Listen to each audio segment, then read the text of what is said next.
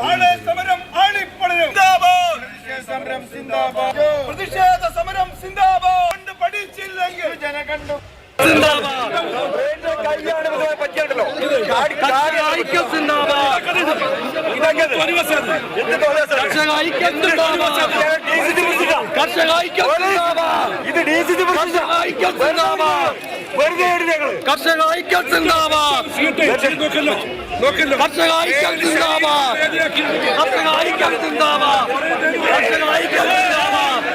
ചുരലുമായി നയൻതാര ചേർന്നു. നയൻതാര, ഈ കക്കയത്തെ ആളെക്കൊല്ലി കാട്ടുപോത്തിനെ വെടിവെച്ച് കൊല്ലുക തന്നെ വേണമെന്ന കാര്യത്തിൽ കുടുംബം ഇപ്പോഴും ഉറച്ചു നിൽക്കുകയാണല്ലോ. ഇതുമായി ബന്ധപ്പെട്ട് കാട്ടുപോത്തിനെ വെടിവെച്ച് കൊല്ലുന്നതുമായി ബന്ധപ്പെട്ട നീക്കങ്ങൾ എന്തെങ്കിലും ആയോ?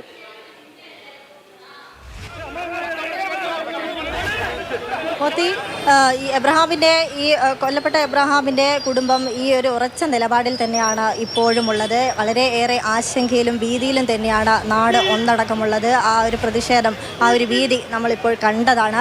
രാവിലെ കലക്ടർ വിളിച്ചു ചേർത്ത യോഗത്തിൽ കുടുംബവും അതുപോലെ തന്നെ ജനപ്രതിനിധികളും പങ്കെടുത്തിരുന്നു. ഈ കുടുംബം 4 ആവശ്യങ്ങളാണ് ഉന്നയിക്കുന്നത്. ഒന്ന്, നഷ്ടപരിഹാരം. കുടുംബത്തിന് 50 ലക്ഷം രൂപ നഷ്ടപരിഹാരം നൽകണമെന്നും കുടുംബത്തിലുള്ള ഒരാൾക്ക് ജോലി നൽകണമെന്നും, കൂടാതെ മറ്റൊരാവശ്യം എന്നത് DFOയും അതുപോലെ പെരുവണ്ണാമൂഴി റേഞ്ചറെയും പിരിച്ചുവിട്ട് കേസെടുക്കണം എന്ന ആവശ്യം.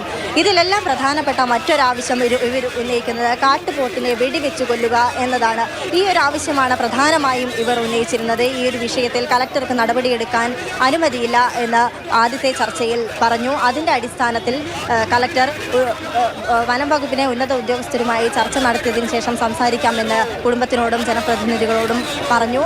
അങ്ങനെയാണ് 12 മണിക്ക് DFOയും അതുപോലെ കലക്ടറും കുടുംബത്തിനെയും അതുപോലെ ജനപ്രതിനിധികളെയും കണ്ട് സംസാരിച്ചത്. ആ ചർച്ചയും പരാജയമായിരുന്നു. ഈ ഒരു വിഷയത്തിൽ ഇങ്ങനൊരു നടപടിയെടുക്കാൻ നിലവിൽ കഴിയില്ല എന്ന രീതിയിലാണ് കലക്ടർ